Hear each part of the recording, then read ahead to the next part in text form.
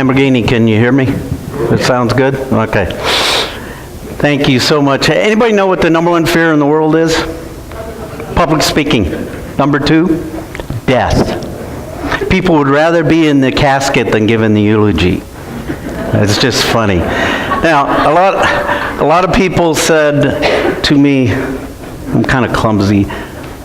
I said, do you want me to wear my uniform or not? And because I was sitting right there with my uniform on when Sissy said, don't give him a microphone, and decided not to talk. But I debated on it and whether to be casual. Mother Nature has decided that I can't wear my uniform. I didn't have one of these when that thing was designed. So anyhow, we're going to talk about life and have some fun and supporting the local colors. Okay, what else do I want to tell you? Oh yeah, Sissy says don't give us a microphone. I promise to have you out of here by dinner. Okay, this is my Christian form of this motivational. Why? I gave this speech because I had command of 1,000 guys and 33 aircraft. And I'm a hospice volunteer and noticed the guys were depressed. They weren't happy. My guys would go out and just do what they had to do, and they were the walking dead. And I said, I'm going to start a speech to tell them about life as the commanding officer and how things work. And it was amazing how when your people are happy, they are more productive and they'll follow you into battle anywhere. So this is about changing our environment. And I'm not talking about global warming, okay? This is about changing your environment and the people. And this is a great city. And I'll get to that. Brian, I'm sorry. My wife thinks I have ADD, and I just have trouble finding things. St. Paul, I call you guys Mayberry. This is the closest to Mayberry. I was just in Mount Airy, Andy Griffith's hometown where he grew up, and everybody was real kind, had a main street like you. This is the closest I've seen to Mayberry. And anybody ever see that Andy Griffith show? Where is that, Mark, your daughter? The Andy Griffith show where a stranger comes into town and he knows everybody's business. They're like, who is this guy? Well, he had no hometown. I've seen 50 countries in the world, and this is home to me. When I come down 281 and I see that water tower, a sense of relief comes over me that I'm home. And I've been in so many places, south side of Chicago, oh my God, some bad places, but I feel at home here. But that guy, the stranger in town, he had been taking the Mayberry newspaper and studying it because he wanted to be from someplace. And I lived, let me tell you the Anderson history. Okay. All my ancestors, polygrip slipping. All my ancestors from 1875 came over from Denmark. My great-grandpa were all buried out at Elmwood Cemetery. He came over from Denmark, married a Sioux Indian. I'm 1/8 Indian, and had 3 kids, Uncle Charlie, Grandpa, and Uncle Lowell. They're all buried out there. But he was a tough guy. Didn't get along with my great-grandma. They split, and those 3 kids ended up in an orphanage. And one day it might have been Boys Town. It was in Omaha. And one day a guy came and said, I like that little kid with curly hair. That was my Grandpa Anderson. I'm going to adopt him, take him away from the other 2 boys. So Uncle Charlie had the fortitude to say, no, you're not. And in the middle of the night, stole away from the orphanage, age 8, 10, 12, got on a boxcar in Omaha, these kids, and rode that boxcar to this bridge out, I don't know if I'm pointing in the right direction, that goes over the Middle Loop River. That train stopped because there was a carriage going in front of it, and those 3 boys got out and lived on the south side of the Middle Loop River in the woods for years. I don't come from a whole lot of money, if you haven't gathered that. And those brave guys would build charcoal pits at night to keep themselves warm, fire, coals, and whatever it took. Then my Uncle Charlie ended up finally getting enough money and opened a dairy, the Anderson Dairy. This is in my second book, this story. You guys know where Inman Road is and the golf course out there?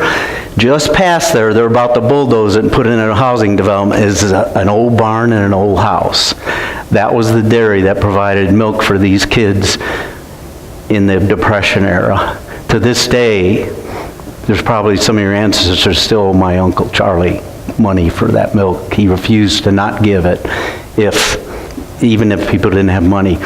Then they had Grandpa had my dad. He got joined the Navy, and I was conceived and born out in Los Angeles, L.A., not Lower Alabama. And a couple of years, we moved into a single wide on 281 where Aunt Dorme, this is my aunt, lives right now. She's right across from the Bootlegger's Saloon. That has nothing to do with her proximity, why she's there. But at least as far as I know. So anyhow, I lived in a single wide 281. But you look at me and you look at my uniform, you look at Annapolis and all the things I've done, Jim Mattis, Secretary of Defense, a friend of mine, all that stuff. But I haven't had a perfect life. My parents fought bad in that single wide. So bad my mom left. I went to Chicago, and that's how I ended up in the hood in Chicago. Mugged when I was 6. They finally got back together in Chicago, but they fought pretty bad. I used to close the windows at night because I was so embarrassed. So I haven't had a perfect life. I mean, my wife almost died on the delivery table when my first son was born. That was terrible. The Navy screwed up that delivery. Then she almost died 3 years ago from a kidney stone turned into septic shock.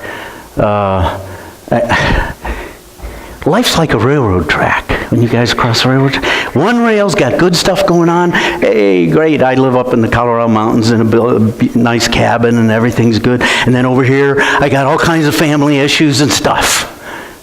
All the time. I swear they looked at my family and said, we're going to start the Jerry Springer show based on this family. I buried my dad 26 May. I did his eulogy. That's the last thing I did in that uniform, right down at Peter's funeral home. And speaking of Mayberry, I love the sweet shop here. I call it the Bluebird Diner from the Andy Griffith Show, and Sweet Alice runs that, so that's why I think you're like Mayberry. Okay, let's get into the meat of this. I'm going to talk about the challenge of living in this environment, and you guys are kind of sheltered here. It's a good, but there's issues here. I know. There is no Mayberry. Actually, Andy Griffith and MP didn't get along at all in real life. It was just a mindset, a way we wish things could be. Changing yourself, and I'm talking about how I changed. I'm going to share some stuff. Changing others after you change yourself, and then that ends up changing the environment. Notice I got a crusader up there. Okay. Read out loud for me, and the kids I know will. What do those yellow letters say right there? What's that say? This is a half glass full crowd. I heard a couple opportunities nowhere. How do you look at today when you get up? Oh, I don't want to go listen to this guy's sermon, and geez, I just had a terrible meal at the sweet shop, and I got to drive in this traffic, and my wife, don't you do something with your hair, and you're miserable. You choose to be. Now let's work on some of that stuff. This is a tough world. The speed of driving, the stress, family issues, work, terrorists, the economy, which way is the stock market going to go, My roommate from the academy quit and became a doctor up in Green Bay, Wisconsin. Yeah, he's a Packer fan. Everybody's got issues.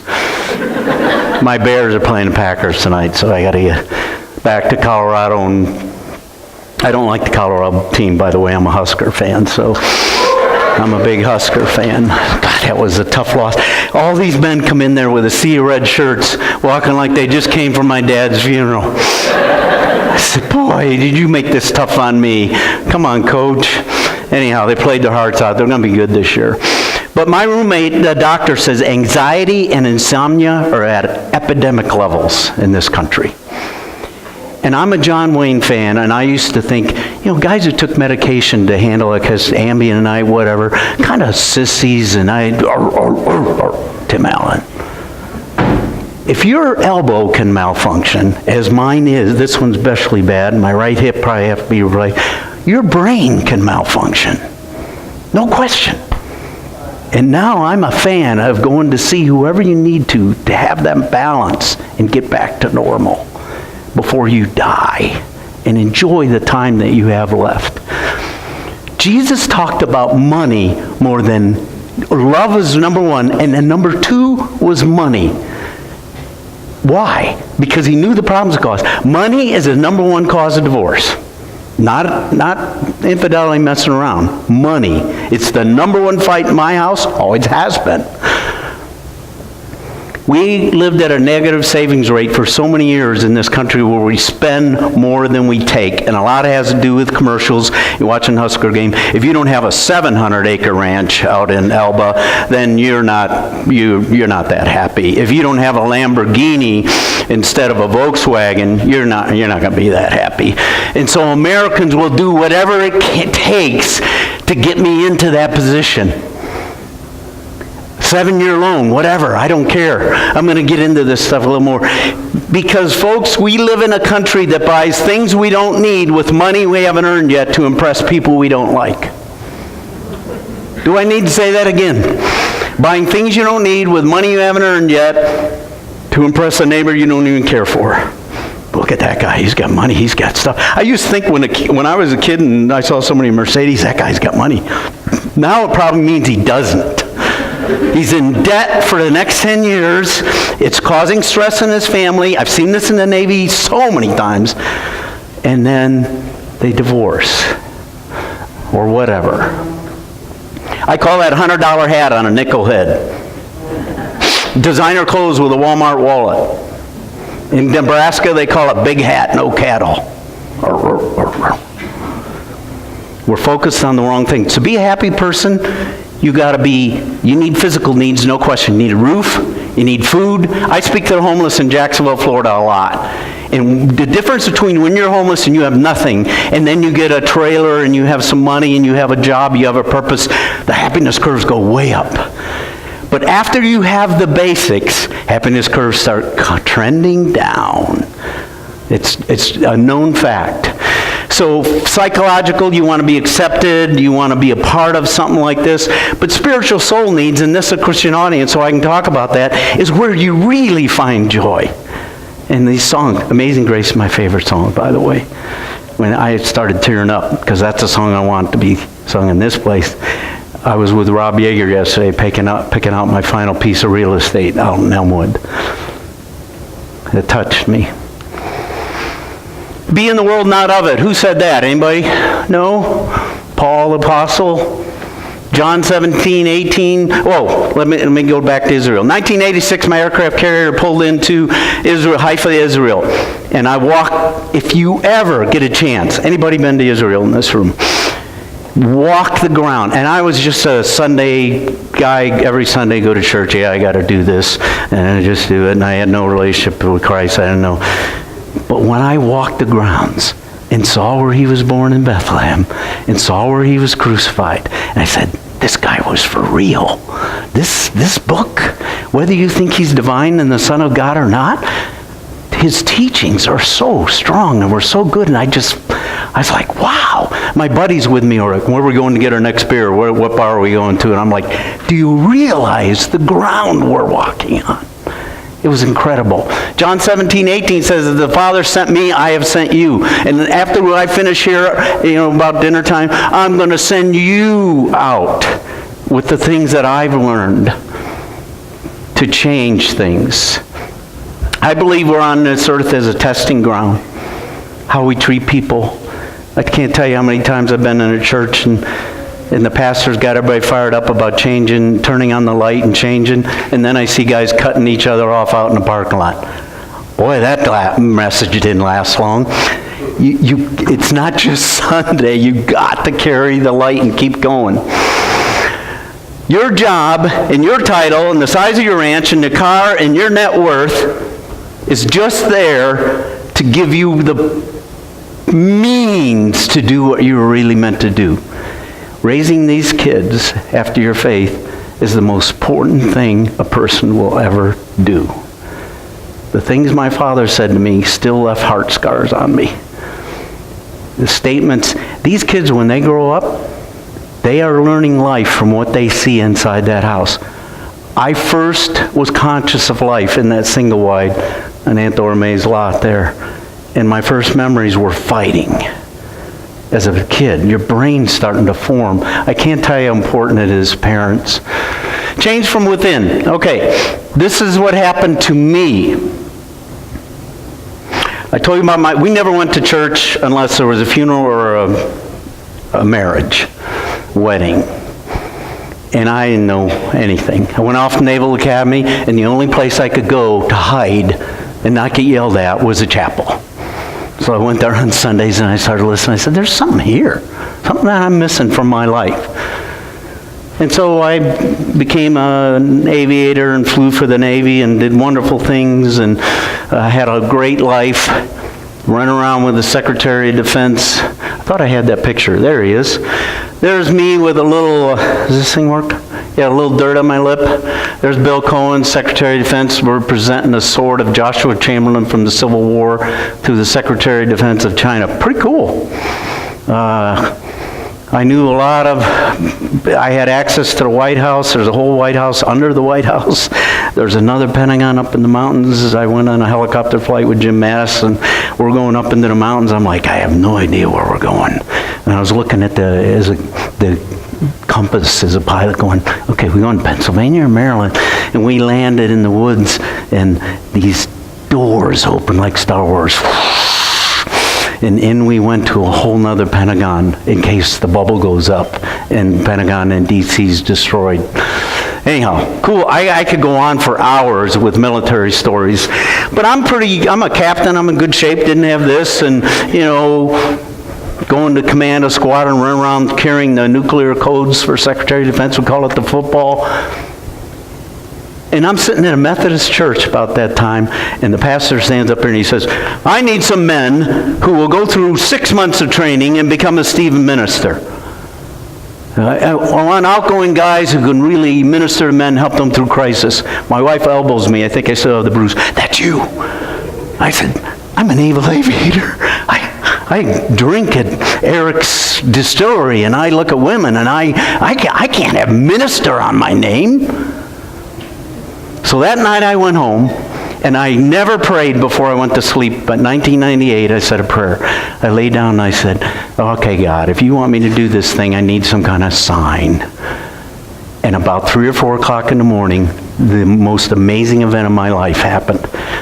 I don't know if I was asleep or awake or it was a dream. But I woke up in a cave about this size, and at the end of the cave was this huge rugged cross, and there was a guy on it with sweat in his hair and blood coming down, and I said, I think that's Jesus. And I went up, Andy Anderson, Bobby Anderson, they call me. I went up and I looked, I said, it is Jesus. I said, oh, typical Cub fan, day late and dollar short, and I missed to talk to the King of the universe. And then all of a sudden, Jesus' eyes opened. His hand came off the nail with blood, and he grabbed my hand with the blood dripping down and says, I want you to know that I'm God, and I love you, and I did this for you. I woke up, I don't know how to tell you, it was like a light or a warmth came over the I'd never felt in my life. I said, he really came to me. This guy's real. I give this at every eulogy so that you know there's something so much better beyond those beautiful steaks we had last night and having to suffer through the sweet shop. There's so much better. I was convinced.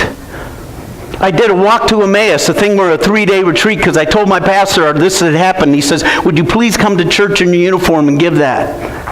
And I told it, and it took every emotion in my body to get through that. And standing in my uniform looking at men in the audience with tears in their eyes. And on my table at the middle of this 3-day Christian retreat was an old rugged cross. And it looked the same as my dream. You talk about beating me over the head with a 2x4. Well, happily ever after, do I not have issues? Do I not get mad when somebody cuts me off in traffic? No. I'm still a human being. I'm still, like Pastor tries to tell you to be like Jesus. He's trying to, but he can't. I tell people about this. I struggle with a lot of this stuff myself, but this is all biblically based, and this is the way it works. When I do a speech, I did Florida State College. I'm walking to the thing to give a speech, and this president of the university looks at me and goes, "Do not talk about God." Just like this. Do not talk about Christ. I got it. But when I finish my speeches, Christians come up to me and say, "You were in Matthew 5 here, you were in this there, you were in that there," and non-believers come up to me and go, "Where do you get this stuff?" It says it's in the basic instructions before leaving earth. The Bible. No doubt in my mind that Jesus is for real. Besides that dream, after he died, and I'm preaching to the choir here, 500 people saw him come back from the dead. Witnesses. And every disciple went to a terrible death. Do you think I go to a terrible death over the Huskers football season coming up? No. They knew that he was for real, and they had to tell people to save their life, to save their soul. Renew your mind. Let's see, there we go. Changing from the Heart. This was the cover of my first book, and my wife said, "That's morbid. I don't want that guy on the cover of your book." Anyhow, we are all born with a hole in our heart. We're striving, we put stuff into it. Lamborghinis, bigger houses, lake houses, Rocky Mountain cabins. Condo I have in Florida, ripped apart by Hurricane Irma today a year ago. Stuff.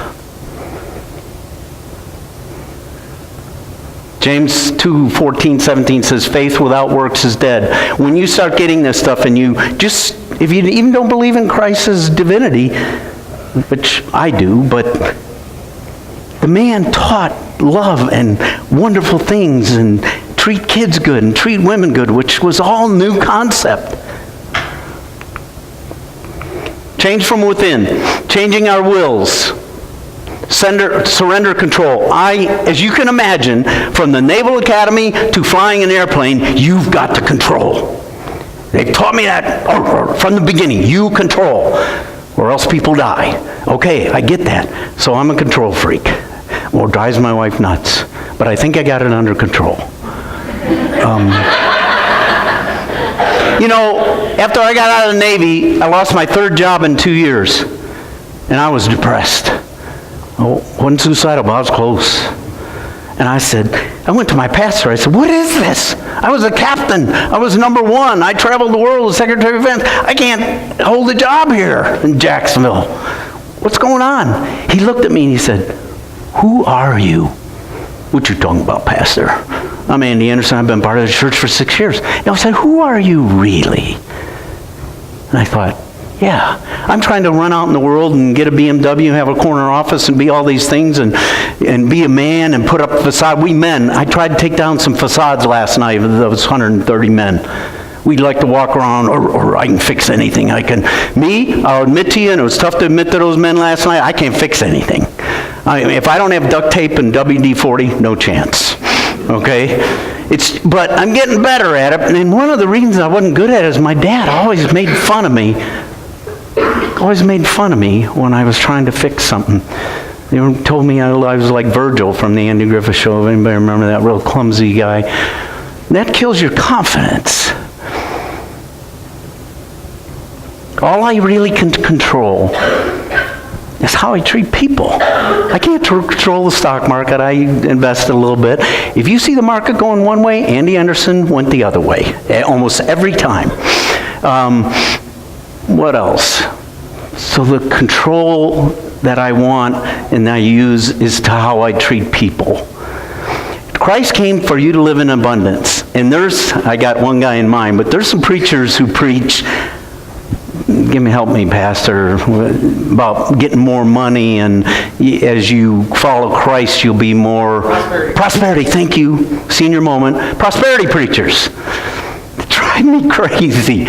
He didn't come in for you to live in abundance for that. It is so freeing. You think I haven't sinned and done a lot of stupid stuff? Oh yeah. If my wife was here, she'd stand up and she'd have a list. At the end of speeches, the women line up for my wife, say, "Oh, we're going to pray for you." And I'm so, how do you live with that guy for so? I was like, hey, I'm the guy who gave the speech, and they're all lined up to see her. But the forgiveness, the songs Kalina sang, and that's what brings you. He came to say, hey, you're going someplace else. I'm going to go fix some good places for you, and you're going to have a great life, and I'm going to do this for you. That's the abundance of living freely. And you got to get that. And when I got all this stuff happened to me, I was like, I got a Mustang convertible, 340 horsepower. Am I going to put a little fish on the back of that with a cross? No, I put one of those ladies in the back of the trucker's flaps, sitting there, and a lady. No. I said, I'm going to do this. I'm going to put that back there. My airplane has 18,000 shaft horsepower. Another thing I do, I hope I have it today. I keep a cross in my pocket. Where is it? There it is. So like when I'm at the food, and by the way, one of these is on my father's coffin that I gave him years ago. That's the last thing I saw when they put the dirt over it. I went pumping pantry, I pull out my change, and I always bring my cross out. And you stand there, and I do purposely. They go, well, it'll be $1.18. Let's see. 1, 2, 3. I go slowly, and they see that. And sometimes they say, why do you carry that? Or what it spawns. And even if there's no conversation, they're thinking about, and that man carries a cross in his pocket. Changing others. Okay, once you change, now we want to change other people. All right, I'm going to hurry up. Pastor Ian, get the hook. Everybody see the movie Bucket List with Jack Nicholson and Morgan Freeman? They're both dying of cancer. Divine appointment. Jack Nicholson doesn't like people, doesn't get it, doesn't treat his workers well, but owns a ton of hospitals. Morgan Freeman, black guy, works in a, I love Morgan Freeman's voice. He's a mechanic, if I remember right. He loves people. He loves his family. He gets it. And Nicholson, they end up in the same room dying of cancer. Nicholson's like, what's the guy doing in here? I own this hospital. I have my own room. God did that on purpose. They don't say that. And Morgan Freeman teaches him of what's important before you die. And the thing I love is they're sitting in these on top of these pyramids in Egypt. And Morgan Freeman looks over at Nicholson and says, in that great voice, says, do you know the 2 questions the Egyptians believe you're asked before you go to heaven? It's true. Nicholson said, no. He said, did you have any joy in your life? And did your life bring joy to anyone else? I was in the movie theater. I spilled my buttered popcorn on my wife. And I said, that's awesome. That's exactly what it's all about. Hospice terror. I got to tell you this one hospital. I gave you my testimony on the dream. Captain Turk Green was commanding officer of the USS Roosevelt. Good friend of mine, F-18 pilot, Top Gun. He loved to smoke, loved sucking those little cigars.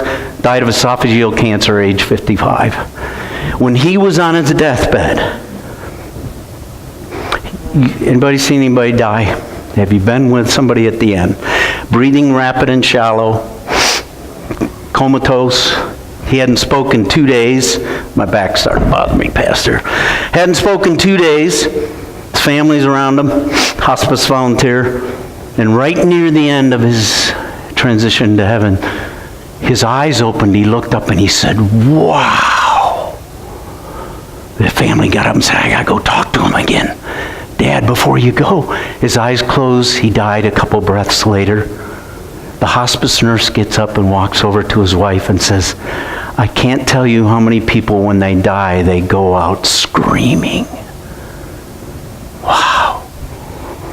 Altruic is ego. You guys, one young lady's been to Israel. You see this bottle of water here and that body of water. Any guess, those who are in Israel, what they are? There's only 2 there. So, Dead Sea, Sea of Galilee. No wonder Jesus hung out in this area. Pretty nice place, probably a good bar like the distillery. He did turn water into wine. But I know I'm talking to a Baptist crowd, forgive me. But the Sea of Galilee, the reason it was green and nice is the Jordan River flows into it and flows out. There's flow. Like your life. I'm feeding you now as people feed me. And now I'm flowing out to you. And you glow and there's life. This guy, it's all about me. Jordan River, come on, baby. I'm not giving anything out. There's no life in it. There's no life around it. Dead. I don't want you to be that way. Okay, Andy, this is a great concept, but what are some of the things I can do? Make people want what you have. You're just a happy guy. You look at that old car you're driving. You know what my favorite movie is of all times? Number 1. It's a Wonderful Life. You need to see that movie if you haven't. I know it's in black and white, and you millennials and young guys are like, God, black and white. George Bailey's going to kill himself and jump off a bridge because he doesn't have enough stuff. He's about to go broke because Potter stole his money, and he's going to jump off the bridge and kill himself. But an angel comes down from heaven. He jumps in the lake, the river, and saves George Bailey. And George Bailey he has this old beat up, broken down car, and he doesn't care about life, and he wanted to kill himself. He has a wonderful family. So God gives him an opportunity to see life without George Bailey. Was there a difference for those who have seen the movie? I know some of you have seen it. He recognized, hey, my old beat up car and all that stuff, smaller house, that's okay. My wife doesn't know me. The kids weren't born. My little building and savings. Did Bedford Falls look different when Bailey was there and Potter was running it? Oh, yeah. And the way the America's going, we're going more towards the way Potter runs it. And here's the third thing that's so important. A doctor friend of mine told me, he said, you got to talk about the gap. I said, what's the gap? George Bailey was suffering from the gap of where he thought he would be in life and where he really was. And there's people in this room suffering from the gap. I didn't make admiral. There's a gap. Woman can't have kids. There's a gap. I only have 500 acres instead of 700-acre ranch. There's a gap. If you don't accept that gap, you end up miserable. I should have been able to this happened to me, that happened. You only get this life. This is it. You're going to be out there in Elmwood someday.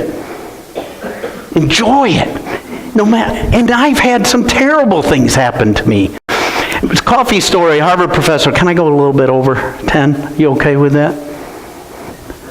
Sissy? 1, 2 o'clock? No. I'm almost done. Harvard professors teaching guys how to get their MBAs. There's a lot of good professors out there. 20 years later, he does an experiment. True story. He has these people, corporate executives come in, and he listens to them. They're complaining about their wife, their job, their car's not cool enough, they don't have a Lamborghini, all this stuff. And he brings a pot of coffee out. And the coffee is here, and he purposely puts paper cups, styrofoam cups, glass cups, porcelain, from bad cups to good cups in order. And he watches them take the good cups first, and that guy got a good cup and I only got styrofoam. And he said, time out. This coffee is a metaphor for life. He said, no matter which cup the coffee is in, it tastes the same. Whether you're in a single wide like I was down there, or you got a beautiful home, up the tracks like my father used to say, we live on the other side of the tracks down on 281.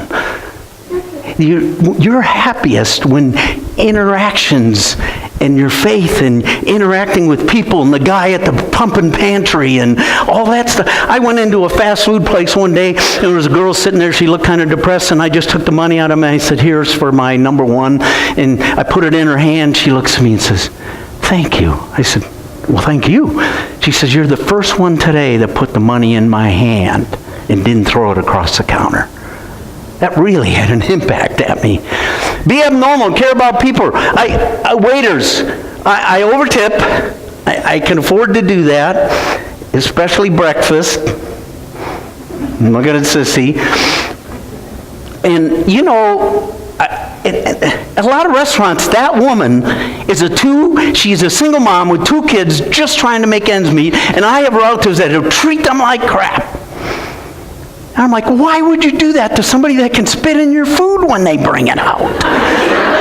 And when I go to a restaurant, I get to know people. Burger King, I go back there and say, that was the best Whopper I ever had. And they look at me like, what's wrong with you? The guy needed to hear that. He never hears that. All he hears is that cheese wasn't straight and not enough onions. Do you know, I gave a speech like this once, and my son told me this, and another person, that I don't like to work that side of the restaurants because that's where the Christians sit. And I said, why? Because they don't tip well. And they're not very nice. Really? Wow. I like to pay people's tolls. When we're in a toll place, I'll pull in the toll booth and I give the guy $1. He says, no, it's just 50 cents. No, I'll pay for the guy behind me. Then I go driving off and I'll go 55 because I know they're going to pass me. You get 1 of 3 people. You get a guy who goes, hey, great, thanks. Have a good day. That was cool. Or you get a guy who goes, what is wrong with you? Well, are you going to follow me when I exit? Or you get a pastor who pulls behind you and hoping you pay the rest of his tolls. But I was driving to a speech one day in my Mustang, and I'm in a hurry, and it's raining, and I'm in a bad mood, and this little red truck's trying to get in front of me and pull out, and I said, okay, Andy, wave them in with all your fingers, don't wave them off with one. And so I finally let the little red truck in front of me, and his window rolls down, and I go, oh my God, this guy's going to road rage me, he's going to pull out a concealed weapon or something. And out of the guy's truck came that. I said, how cool is that? Totally changed the picture. Totally changed it. Diffused it. I've tracked and stalked that guy for 3 to 4 months to find where he lived, and I have these handmade now. I've sold and given away thousands in this country, including Toronto, a little bit in Canada. I keep it right. I am concealed carry, but I keep this right here by my car seat, my truck seat. But in case it goes bad with the vehicle, I do have concealed carry in a glove compartment. No, just kidding. But I was driving down to Jacksonville. You got some guys with big trucks. I've seen some in Nebraska. You know, where you have to climb up a rope ladder to get up there. This big old truck. And this guy wouldn't let me over. I had to exit. I was late. So I didn't cut him off, but I finally moved over. And now he was mad, and we pulled down to the light at the same, my top was down, and he looks down at me, and I thought he was going to yell at me. He says, you know what? Most people don't even wave now, and you got a dang sign. You see this flag? Captain James Lawrence in the Battle of Chesapeake Bay, 1813, battle, Second War with the British, mortally wounded, age 31, bleeding to death on the deck of the ship. He looks at his best friend and says, fight her till she sinks, but don't give up the ship. That flag sits in Memorial Hall, where all Naval Academy grads have died in battle, right up there. It was made in 1815 by 12 women. And I would walk from the library back to Memorial Hall and the dorms where we lived, the academy, and I would look at that going, and I was struggling. It's hard. I had terrible zits when I was a kid, and even at the academy, I almost didn't get in there. And I'm walking and I'm crying, and my parents fought, and I came from a bad neighborhood in Chicago, and I'm like, I don't belong here. I don't deserve to be here. I'm not good enough. And I was going to quit. And I just kept going. And there's a country song, when you're going through hell, sorry, Pastor Heck, just keep going, because it's going to get better. And what other option do you have? My best friend went and hung himself. He was supposed to go to Naval Academy with me, 1973. My son went to the academy. His best friend was supposed to go to the academy with him, shot himself through the head on his dog's grave. Talk about history repeating itself. I talk about suicide quite a bit, and how to just keep going. Seek help, whatever it takes. Anybody know what happened here? Pastor, you can't talk. Anybody know what's going on there? Transfiguration. Jesus up on, I can't remember the name of the mountain. He's up there, and the disciples are with him. Hey, let's go up here and hang out and have fun. And Moses shows up, and Elijah, and they're like, wow, let's pitch a tent here. Let's hang out here for the rest of our life. My dream, I wanted to stay in that dream with Christ and the warmth and the light forever. I didn't want to go back. But no, Jesus said, hey, things grow in the valley. They don't grow up on the mountains. We got to get down there and help people. Growth in the valley. There's my Wonderful Life guy. There's Clarence. One body at a time. It's a Wonderful Life. I love that movie. Wow, I'm at the end. Good. You know, there she is. That dog taught me a lot about life. That's Dusty, my puppy. She's a wonder dog. We wonder what she is. Got her out of an animal rescue. God, I put her down and in my arms May 18, 2006. It was the hardest thing I've ever done, besides my father's eulogy. Dogs love you unconditionally. I don't care if you can't. I get home from work, I pull in the garage, she's there. I don't care if you can't do Excel spreadsheets. I don't care that you left me on the hot porch without any water all day. I love you. I said, that's pretty cool. I have to say, one time I looked at Dusty and my wife, and we were having an argument. Imagine that. We just celebrated 10 years of happiness, been married 41 years. I'm kidding. When she's in the back room, you should see the look I get. Don't tell that joke.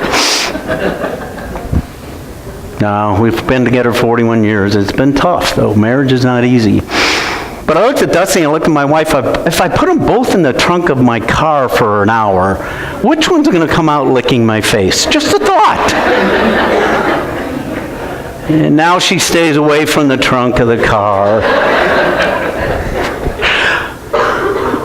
We do have a little beach place down by my other grandbabies, and walking down the beach, I saw that I imagine picking up a starfish, the thing's still alive, and I do this and throw it back in the ocean, save its life. I do another one, another 10 feet, and the guy comes jogging by and he goes, you know, pecks and everything, oil and grease, Tim Allen. And he says, what are you doing? I said, I'm throwing the starfish back in the ocean so it'll live. He said, that makes no difference. There are millions of them on the beaches of the world. He said, I understand that. I said, I understand that. But it makes a difference to this one. You guys got starfish in your life. Your spouse, maybe a child, a neighbor who's just drying up on the beaches of life. And you can throw that person back in. I leave you with a story of Jackie Robinson. We all know the first black professional baseball player.